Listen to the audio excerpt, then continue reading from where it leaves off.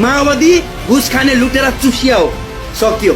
यो भनेको हरेकलाई लुटेर ब्याङ्क लुटेको हो कि होइन? तिमीहरूलाई ब्याङ्क माओवादीले ब्याङ्क लुटेको 10 वर्ष जनयुद्धमा ब्याङ्क लुट्यो कि लुटेन?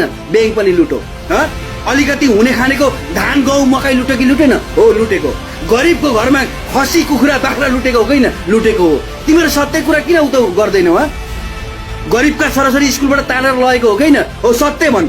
गरिबका छोराछोरी स्कुलमा लगेर जङ्गल पसाएर मारेको हो कि होइन? हो, तिमीहरू सत्यमा किन हो भन्दैनौ? सत्यता किन यथार्थमा बदलिन खोज्दा तिमीहरू होइन भन्छौ? अहिले पनि गणतन्त्रमा लडेका दुःखमा लडेका त्यो तिमीहरूको गणतन्त्र ल्याउनलाई लडेका 10 वर्ष जनयुद्धमा लडेका चेलीबेटीहरू खाडी मुलुकमा काम गर्दैछन्, हो कि होइन? सत्य। अहिले पनि गणतन्त्रमा लडेका, गणतन्त्र ल्याउन लडेका, देश बनाउन लडेका जनमुक्ति सेनाहरू अहिले पनि खाडी मुलुकमा दुःख गर्दैछन्। 30,000 40,000मा दुःख गर्दैछन्। अनि तेरो बाउको गणतन्त्र ल्याइस्, गणतन्त्रको नाममा उफ्रिन्छस्। के ल्याएको छस् गणतन्त्र? सबै नेपालमा काम गर्ने कम्पनी बन्द गरिस्। गरी खाने रोजगार दिने कम्पनीहरू गणतन्त्रले 10 वर्ष जनयुद्धले बन्द गरो। कति कारखाना बन्द भयो भने नाम लिस्ट तेरो टाउकेहरूलाई थाहा छ होला।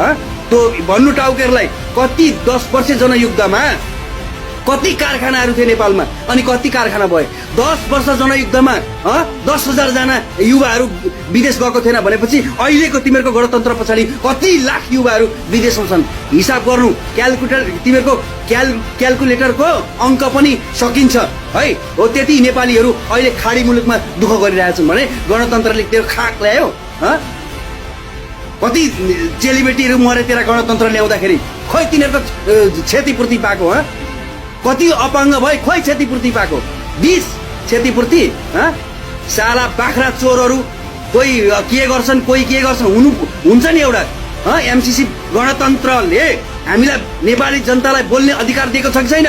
गणतन्त्रले नेपाली जनतालाई बोल्ने अधिकार दिएको छ। नेपाली जनताको कानुन, बोलेको कानुन बमोजिम कानुन हुन्छ नेपाल सरकारमा भनेर गणतन्त्र ल्याएको होइन।